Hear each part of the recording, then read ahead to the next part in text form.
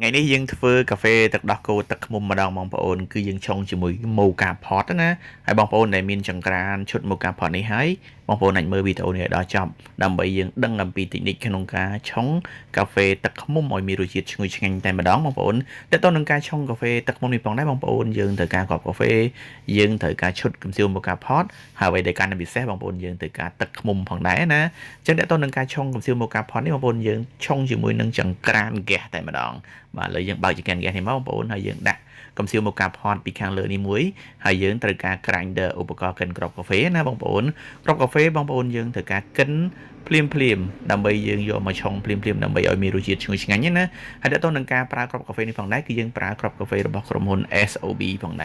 គឺរសជាតិឈ្ងុយឆ្ងាញ់ប្រហើរតែម្ដងបងប្អូនឃើញអូយគ្រាន់តែឃើញក្របកាហ្វេគឺឃើញគួរឲ្យចង់ញ៉ាំតែម្ដងណានៅពេលដែលបងប្អូនដាក់ក្របកាហ្វេចូលក្នុងឧបករណ៍កិនក្របកាហ្វេនេះបងប្អូនយើងត្រូវការដាក់មើលល្មមសម្រាប់យើងឆុងញ៉ាំមួយដងហ្នឹងបងប្អូនកាលណាដែលបងប្អូនដាក់ច្រើនធ្វើឲ្យក្របកាហ្វេសល់កាលណាទុកយូរក៏អត់ឆ្ងាញ់អត់ឈ្ងុយទេណាបងប្អូននៅពេលដែលបងប្អូនកិនក្របកាហ្វេរួចបងប្អូនយើងត្រូវការដោះកំសៀវមកកាផតនេះចេញមកបងប្អូនហើយយើងមូលទៅខាងឆ្វេងមកណាបងប្អូនដោះទៅខាងឆ្វេងរឹតទៅខាងស្ដាំមកណាបងប្អូនបន្ទាប់ពីបងប្អូនដោះកំសៀវមកកាផតនេះរួចហើយបងប្អូនដកតម្រង់កាហ្វេចេញមកហើយយើងក៏បានចាក់ទឹកសុទ្ធចូលបងប្អូនកន្លែងនេះបងប្អូនបើយើងចាក់ទឹកក្តៅក៏កាន់តែល្អដែរមិនន័យថាយើងអាចលាពុះណានៅពេលបងប្អូនចាក់ទឹកនេះចូលបងប្អូនយើងចាក់ឲ្យទៀបជាងវ៉ាល់នៅក្នុងវីដេអូនេះខ្ញុំបានបង្ហាញនេះមកហើយបន្តមកទៀតយើងដាក់តម្រង់កាហ្វេចូលមកបងប្អូនហើយយើងក៏យកសាច់កាហ្វេដែលយើងបានកិនដំបាញ់មិញបងប្អូនចាក់ចូលណាបងប្អូនឡើយចាក់ចូលសាច់កាហ្វេនេះបើសិនជាបងប្អូនថ្លឹង15ក្រាមណាបងប្អូនប៉ុន្តែបើសិនជាអត់មានចិញ្ចឹងថ្លឹងទេបងប្អូនស្មានមកស្មើមាត់ខាងលើមកហើយយើងសកត់បន្តិចបានហើយកុំសកត់ខ្លាំងពេកកណាសកត់ខ្លាំងពេកយ៉ាត់ឈាមណាតើបើយើងសកត់រួចហើយបងប្អូនយើងត្រូវការកណ្ដាស់ filter ពីលើនេះបងប្អូន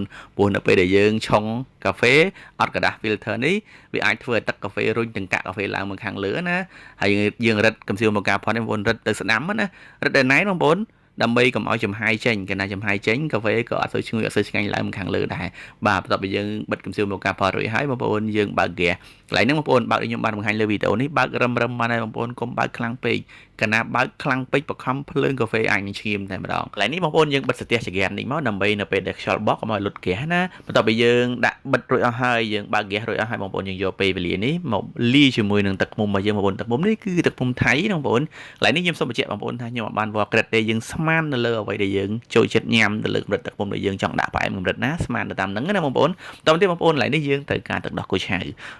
នេះចាក់មួយកំប៉ុងតែម្ដងយើងចាក់លាយជាមួយនឹងទឹកឃ្មុំនេះមកបងប្អូននៅពេលដែលបងប្អូនចាក់លាយរួចអស់ហើយបងប្អូនកន្លែងហ្នឹងត្រូវកូរឲ្យសព្វល្អណាបងប្អូនដើម្បីនៅពេលដែលយើងហូបទៅគឺរសជាតិឈ្ងុយឆ្ងាញ់ស្មើទេតែម្ដងបងប្អូន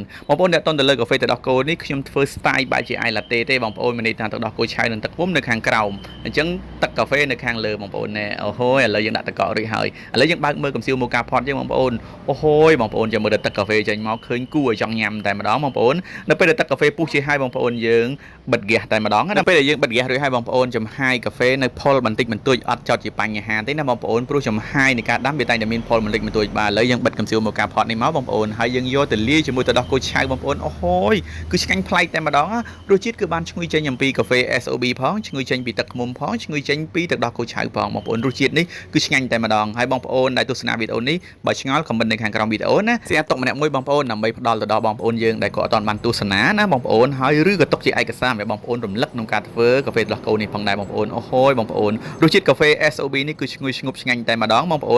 នត្រូវការរាប់កាហ្វេ SOB បងប្អូនកុំភ្លេចតាក់ទង page ផ្លូវការនៅខាងក្រោមព័ត៌មានលម្អិតកុំភ្លេចឆាតទៅក្នុង page SOB